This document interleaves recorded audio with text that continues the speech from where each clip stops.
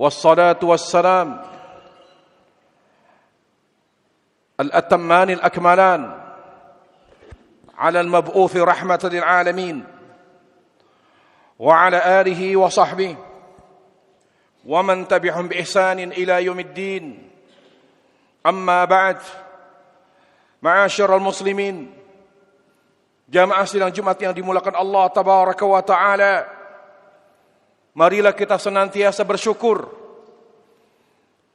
kepada Allah Rabbul Izzati wal Jalal sebagai tujuan hidup kita di dunia demi meraih kebahagiaan dunia dan akhirat. Allah tabaraka wa taala menciptakan kita dan menghadirkan kita di dunia untuk merealisasikan syukur kepada Allah Rabbul Izzati wal Jalal. Allah Ta'ala berfirman, A'udzu billahi minasyaitonir rajim. Wallahu akhrajakum min butuni ummahatikum la ta'lamuna syai'a wa ja'ala lakumus sam'a wal absara wal afidata la'allakum tashkurun. Dan Allah telah mengeluarkan kalian dari perut ibu kalian dalam keadaan tidak mengerti apa-apa.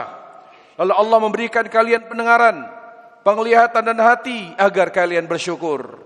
Berkata Imam Ibnu Katsir rahimahullahu taala dalam tafsirnya, ayat tersebut menunjukkan bahwa tujuan hidup manusia adalah bersyukur kepada Allah Rabbul Izzati wal Jalal.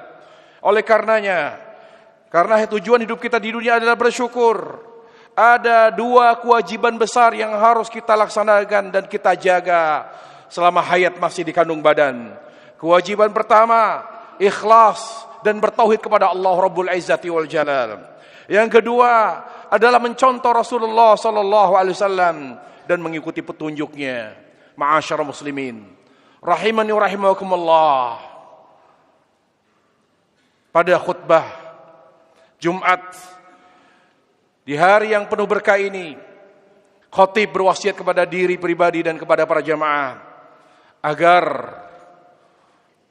senantiasa berupaya menjalankan ibadah terbaik akhir zaman. Apa itu ibadah terbaik akhir zaman? Takut kepada Allah Rabbul Izzati wal Jalal.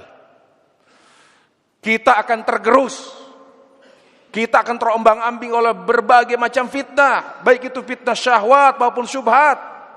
Apabila kita tidak membentengi diri kita dengan rasa takut kepada Allah Rabbul Izzati wal Jalal. Para jamaah sekalian Allah Subhanahu wa taala, pada khutbah ini saya ingin menyampaikan tema yang sangat penting, terutama di dunia kerja. Menjadi pegawai dan karyawan yang amanah. Poin-poin penting yang akan saya sampaikan yang pertama, kata amanah berasal dari kata aman. Berasal dari kata aman. Kenapa? Karena orang yang amanah akan membuat pihak yang memberi amanah merasa aman dan tidak mengkhawatirkan apapun yang akan terjadi. Karena yang dititipkan, yang diberi tugas itu amanah.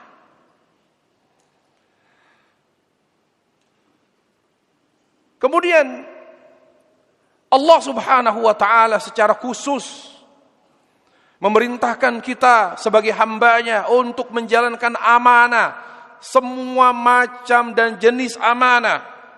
Allah Subhanahu wa taala berfirman, "Innallaha ya'murukum an tu'addul amanati ila ahliha." Allah memerintahkan kalian untuk menunaikan amanah dengan baik.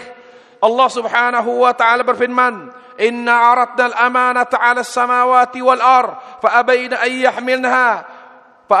yahmilnaha wa ashfaqna minha wa hamalaha al-insan innahu kana zaluman jahula." Kami sodorkan amanah kepada langit dan bumi dan juga kepada gunung, dan mereka pun menolak amanah tersebut karena takut tidak bisa menunaikannya dengan baik. Lalu manusia mengambil alih amanah tersebut, padahal manusia memiliki sifat dasar zalim dan bodoh, kata Allah Rabbul Izzati wal Jalal. Kemudian Allah Subhanahu wa taala membedakan antara orang yang punya iman dengan orang yang tidak punya iman. Kalau orang beriman itu aib apabila tidak amanah. dipertanyakan imannya. Kalau dia beriman, konsekuensinya dia harus amanah. Kalau tidak amanah, tinggalkan iman. Apa kata Allah Jalla wa'ala? Walladzina hum, sifat dasar orang beriman itu, walladzina hum li amanatihim wa ahdihim ra'un. Orang beriman itu selalu amanah dan selalu menepati janji. Ya ikhwatal iman. Amanah dalam Al-Quran dan hadis Rasulullah SAW memiliki dua makna.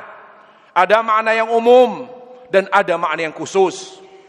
Al-Imam Ibnu Jarir rahimahullah ta'ala, Ibnu Jarir At-Tabari dalam tafsirnya, bahwa kata amanah di Al-Quran yang bersifat umum maknanya artinya segala sesuatu yang harus dijaga dan ditunaikan dengan baik. Apakah itu amanah dari Allah atau amanah dari makhluk? Itu makna amanah secara umum. Yang kedua, amanah secara umum. Itu tadi amanah secara umum. Ada amanah secara khusus. Banyak macamnya. Di antara amanah, makna amanah khusus, al-amanatu fil amal. Amanah dalam bekerja.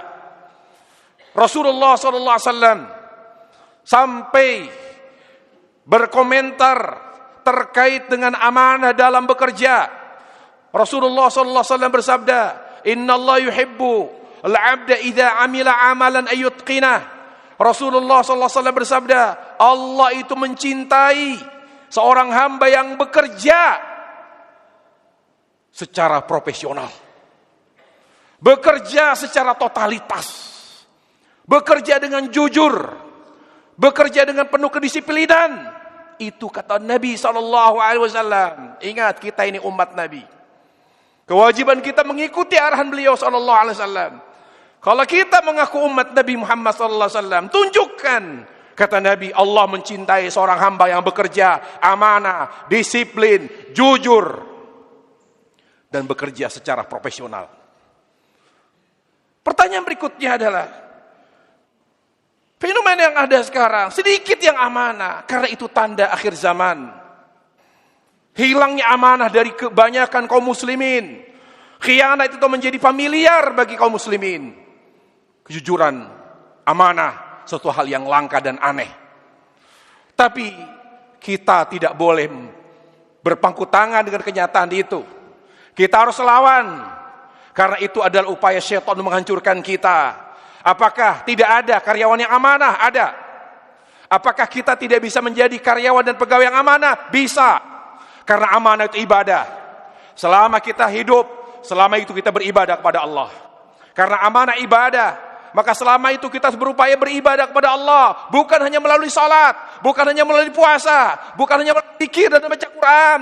Kita juga beribadah, mendekatkan diri kepada Allah, mencari bekal akhirat dan kematian melalui amanah dalam bekerja. Sekarang pertanyaannya, apa tipsnya?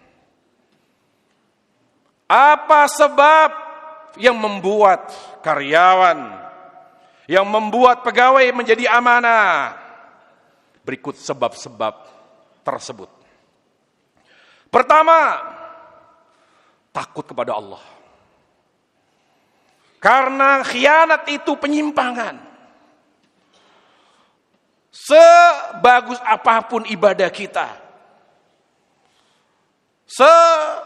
hebat apapun kepura-puraan kita untuk menjadi orang baik, kalau tidak dilandasi oleh rasa takut kepada Allah, maka kita rentan untuk bisa melakukan penyimpangan. Ingat sabda Nabi SAW. Kata Nabi SAW, al-mu'min al-imanu qaidul fatki, al-imanu la yaftak. Rasa takut kepada Allah itu, benteng dari segala penyelewengan. Qaidul fatak, lihat Nabi. Qaidul, itu belenggu, diikat. Rasa takut kepada Allah itu adalah benteng dari segala penyimpangan dan penyelewengan. Al-mu'min la yaftak, seorang beriman yang takut Allah, yang takut kepada Allahu Rabbul Izzati wal Jalal. Dia tidak hanya berpikir dapat sesuatu yang besar, bernilai sesaat, tapi dampaknya Seorang mukmin itu orientasinya jauh. Orientasinya akhirat. Yang lebih dia takuti Allah. Apa artinya uang banyak dari hasil penyimpangan, penyelewengan, ketidakamanan dalam bekerja, kalau hasilnya tidak halal? Merusak khusyuk dalam ibadah. Merusak keluarga sakinah kita. Anak kita menjadi sulit menjadi anak yang soleh. Istri pun sulit menjadi istri yang soleha. Karena uang yang kita masukkan ke dalam keluarga kita adalah uang yang haram. Semua aturan tidak berlaku. Semua pengawasan ketat tidak akan pernah efektif selama tidak ada rasa takut kepada Allah Tabaraka wa ta'ala. Yang kedua, istish'aru ahammiyatil amanah. Jangan sepelekan amanah. Amanah itu besar. Bayangkan langit saja menolak. Bumi menolak. Gunung yang besar juga menolak. Kenapa? Amanah itu berat. Coba pakai logika kita. Bumi, langit, gunung menolak diberi amanah. Karena mereka takut tidak bisa menjalankan amanah dengan baik. Kita yang bodoh. Berarti orang yang bodoh dan cenderung zalim mudah khianat. Jangan remehkan amanah. Karena ada perintah dari Allah Rabbul Izzati wal Jalal. Kapan kita berkhianat, urusannya bukan kepada perusahaan tempat kita bekerja. Urusannya bukan urusan hukum. Kapan kita khianat dalam bekerja dan menjalankan tugas, urusannya dengan Allah. Karena Allah yang perintahkan kita. Allah yang perintahkan kita untuk menjalankan amanah. Dalam hal ini pekerjaan dan tugas yang menjadi kesepakatan bersama. Para jamaah sekalian Allah Subhanahu wa taala. Dan Nabi SAW keras sekali dalam masalah amanah. Beliau sallallahu alaihi wasallam mengatakan, ayatul munafiqi thalath, idza haddatsa kadzib, wa idza wa'ada akhlaf, wa idza tumina khan. 3 tanda orang munafik. 3 tanda orang munafik, tolong catat kata Rasulullah sallallahu alaihi wasallam. Setiap dia bicara tidak pernah jujur, selalu bohong. Wa idza wa'ada akhlaf, tidak pernah menepati janji, selalu ingkar. Yang terakhir, setiap diberi amanah dia pasti khianat. Itu tanda dan indikator orang yang munafik. Kemudian yang berikutnya tentang bagaimana kita menjadi seorang pegawai dan karyawan yang amanah. Rabtul amanati bisidq. Betapa kuatnya korelasi antara kejujuran dan amanah. Kenapa kok saya susah amanah? Karena Anda tidak pernah jujur. Karena kita suka bohong. Isma'u ra'akumullah, dengarkan khutbah Abu Bakar Siddiq radhiyallahu an, di mana beliau menyampaikan khutbah. Pertama memuji Allah, menyanjungnya subhanahu wa ta'ala. Kemudian beliau berkata, inna akyasal kaisit taqwa, wa ahbaqul hamqil fujur, wa inna sidqa indil amana, wal kadhibu khiyanah. Orang yang paling cerdas, orang yang paling jenius adalah orang yang bertakwa. Dan orang yang paling dungu, ahmaqul hamq, adalah orang yang suka bermaksiat. Jujur itu amanah. Jadi tidak usah diberi sanksi ini, ada absensi apa. Kalau memang pegawainya tidak jujur, dia akan bisa bermain itu. Semua aturan itu bisa, ada celah. Semua produk manusia pasti ada celah untuk terjadi penyelewengan di situ. Kalau tidak dimulai dari dalam, jujur dulu kata Abu Bakar. Jujur kunci daripada amanah, jujur. Tapi jujur bukan karena manusia. Jujurlah kepada Allah Rabbul Izzati wal Jalal. As-Sami' Al-Basir, yang maha melihat lagi maha mendengar. Kemudian berikutnya, bagaimana kita menjadi seorang karyawan dan pegawai yang amanah? Caranya adalah bahwa amanah itu iman. Tidak dipisahkan antara iman dengan amanah.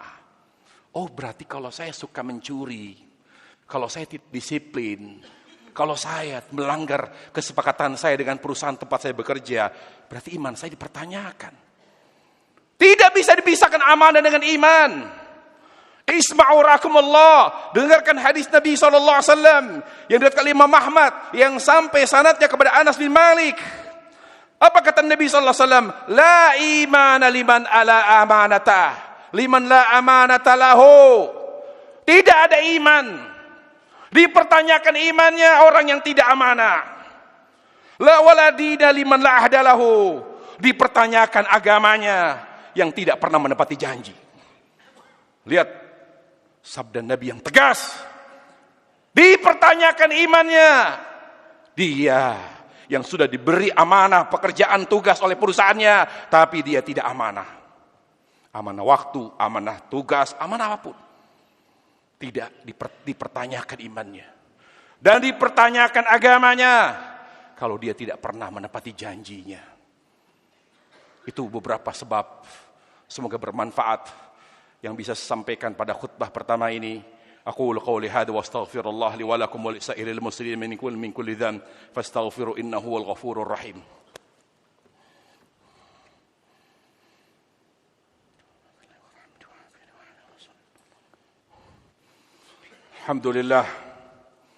Alhamdulillah ala ihsani wa syukru lahu ala taufiqihi wa amtinani.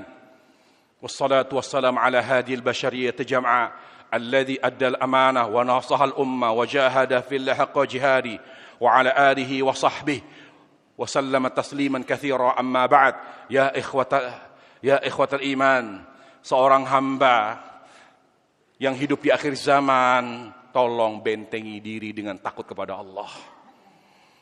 Segala hal yang terjadi sekarang ini semua sebabnya karena krisis takut kepada Allah.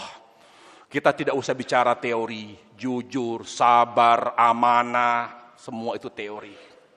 Tidak akan bisa kita aplikasikan dalam kehidupan kita. Kita ngaji pun tidak akan kepake ilmu kita kalau ilmu agama kita tidak membuat kita takut kepada Allah. Saya ingatkan ya ikhwatal iman, ibadah terbaik akhir zaman takut kepada Allah. Bukan tahajud, bukan puasa sunnah, bukan.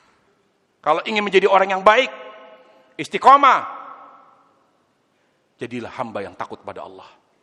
Yang kedua, jaga lisan. Jangan banyak bicara, bicara yang baik. Yang tidak ada manfaatnya, hindari.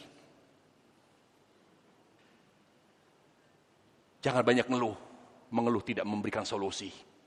Apa yang kita lakukan dengan lisan kita supaya kita kuat, supaya kita tabah, sabar dan menghadapi segala ujian dan cobaan hidup? Banyak berdoa. Berdoa kepada Allah Rabbul Izzati wal Jalal. Doa penguat hati. Orang banyak berdoa kepada Allah akan dikuatkan dan dikokohkan jiwanya. Ingat, ujian terberat itu ujian hati. Makanya Allah beri ujian kepada orang yang Allah cintai melalui orang yang Dia cintai. Banyak doa kepada Allah. Orang yang banyak mengeluh, banyak curhat, lemah jiwanya. Manusia yang kuat adalah manusia yang kuat jiwanya. Berdoa kepada Allah, terutama di hari yang berkah ini. Di akhir khutbah, mari kita mohon kepada Allah Rabbul Izzati wal Jalal agar Allah mengampuni dosa-dosa kita yang menyebabkan kita banyak mengalami musibah dan mengalami kelemahan yang luar biasa. Dilemahkan jiwa kita oleh karena faktor dosa. Kita mohon ampun kepada Allah. Dan juga kita minta rahmat agar Allah selalu menjaga kita, memberikan segala yang terbaik yang ada di sekitar kita dan hidupan kita. Allahumma ighfir lil muslimin wal muslimat al-ahya'a minhum wal amwat innaka sami'un qaribun mujibud da'wat ya qadhiyal hajat. Allahumma ighfir lana wa li ikhwanina alladhina sabaquna bil iman wa la taj'al fi qulubina ghillan lil ladzina amanu rabbana innaka ra'ufur rahim. Rabbi ighfir lana wa li walidina warhamhuma kama rabbayana shighara. Rabbana hab lana min azwajina wa dhurriyyatina qurrata a'yun waj'alna lil muttaqina imama. Ya muqallibal qulub thabbit qulubana ala dinik. Ya muqallibal qulub thabbit qulubana ala dinik. Allahumma aslih dinana alladhi ismatu amrina wa aslih lana dunyana alladhi fiha ma'ashuna wa aslih lana akhiratan alladhi ilayha ma'aduna waj'alil hayata ziyadatan lana fi kulli khair waj'alil mauta rahatan lana min kulli syarr. Allahumma ansur ikhwanana fi Palestin.